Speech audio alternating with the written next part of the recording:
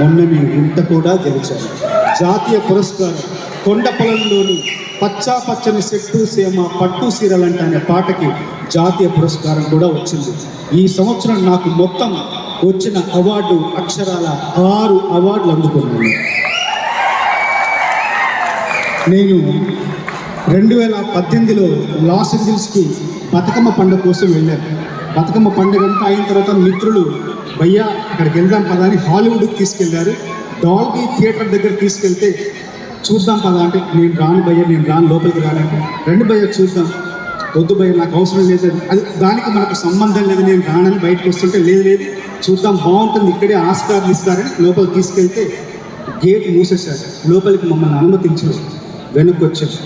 2018లో 5 ఏళ్ల తర్వాత 2023లో అదే డాల్బీ థియేటర్కి నేను, కీరవాణి గారు, మా అబ్బాయి అందరం రెడ్ కార్పెట్ మీద నడుచుకుంటూ టీవీగా దర్జాగా లోపల వెళ్ళి కూర్చుని నామినేషన్ నా పక్కన కీరవాణి గారు పక్కన వల్లి గారు, ఇటు పక్కన మా అబ్బాయి వనమాలి, నలుగురం కూర్చున్నాం, ఎదురు చూస్తున్నాం.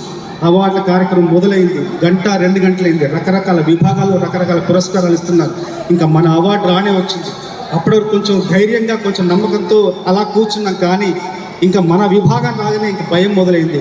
కీరవాణి గారు నేను ఇద్దరం అలా చేతులు పట్టుకొని నొక్కుంటున్నాం. ఏమవుతుందో. అమ్మాయి వచ్చింది, అందరి పేర్లు చెప్తుంది. లేడీ గాగా అద్భుతంగా పాడింది, రిహానా అత్యద్భుతంగా పాడింది, సన్లక్స్ వాళ్ళు గొప్పగా పాడారు, అందరు పాడారు. అందరి పేర్లు చెప్తూ ఇంకేమవుతుందో ఆ 10 సెకండ్ల వ్యవధి కొంచెం భయం, కొంచెం ఉత్కంఠ, కొంచెం కంగారు. ఈలోపు అమ్మాయి వచ్చేసి ఆ ఎన్వలప్ ఓపెన్ చేసి now the award goes to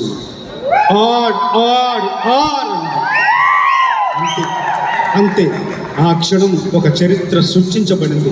నేను వెంటనే లేచి అక్కడికి ఈ కుర్చీ నుండి ఆ వేదిక మీదకి పట్టే సమయం 15 సెకండ్లు. అది ముందుగానే చెప్పారు.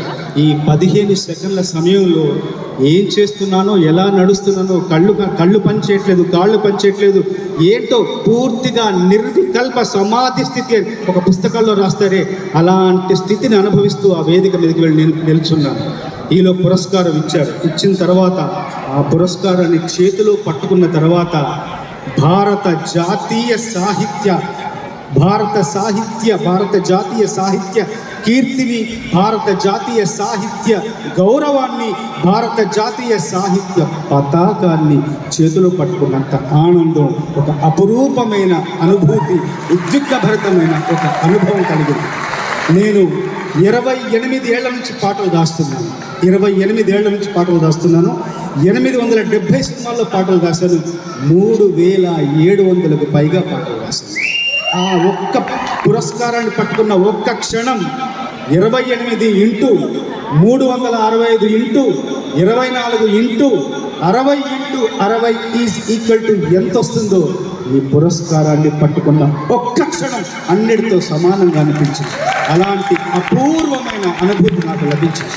మామూలుగా నేను పాటలు ఆడడానికి పట్టే సమయం ఒకరోజు అరపూట, 1 గంట 45 నిమిషాలు కూడా పాటలు రాస్తాను. కానీ ఈ పాట రాయడానికి మాత్రం నాకు పట్టిన సమయం చెబితే మీరు ఆశ్చర్యపోతారు.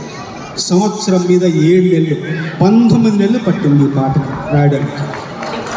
రాజమౌళి గారు పిలిచి, 2 అద్భుతమైన నాట్యకారులు వాళ్ళు వేదిక మీద ఆడతారు, తెర మీద ఆడతారు, వాళ్ళకు మీరు పాట రాయాలన్నారు. పాట రాయడానికి ముందు చెప్పిన మాట ఏంటంటే, ఏం రాయాలో నేను మీకు చెప్పను, కానీ ఏం రాయకూడదో చెప్తాను. చెప్పండి సార్ ఏం రాయకూడదు అంటే, మీ ఇష్టం ఏం రాస్తారో రాయండి, కానీ చుట్టూ తెల్లవాళ్ళు ఉంటారు, వాళ్ళని అవమానించకూడదు, వాళ్ళని అవహేళన చేయకూడదు, వాళ్ళని దుర్భాషలాడకూడదు, వాళ్ళని కించపరచకూడదు, ఏం రాస్తారో రాయండి అని. బయటకు వచ్చాను. కారులో కూర్చొని ఇంటికి వస్తూ నేనే డ్రైవ్ చేస్తూ ఇంటికి వస్తూ మధ్యలో మోహన్ బాబు గారి ఇల్లు ఉంది ఫిలిం నగర్లో. అక్కడికి రాగానే ఒక మాట వచ్చేసింది. వెంటనే ఫోన్ చేసి నాటు నాటు నాటు నాటు వీర నాటు, నాటు నాటు నాటు నాటు ఊర నాటు, నాటు నాటు నాటు నాటు మరీ నాటు, నాటు నాటు నాటు నాటు మహానాటు అనే 4 మాటలు వచ్చాయి. ఫోన్లో రికార్డ్ చేసి పెట్టుకున్నాను. ఇంటికి వెళ్ళాను. 45 నిమిషాల్లో పాట మొత్తం పూర్తి చేసి వెళ్ళి వినిపించాను. చాలా బాగుందన్నారు. అక్కడి నుండి ప్రారంభమైంది ఇంకా ప్రయాణం. కీరవాణి గారు కొత్తగా రకరకాలుగా కంపోజ్ చేసిన ప్రతిసారి మార్చడం, ఇలా 2 నెలలు, 3 నెలలు, 4 నెలలు, 5 నెలలు, 6 నెలలు, సంవత్సరం నెలలు, 7 నెలలకు కానీ ఆ పాట పూర్తోలేదు. 19 నెలలు పట్టింది ఆ పాట. నా పాట నన్ను వెంటాడుతూనే ఉంది. కానీ ఆ పాట రాసిన తర్వాత పురస్కారాలు నన్ను వేటాడుతూనే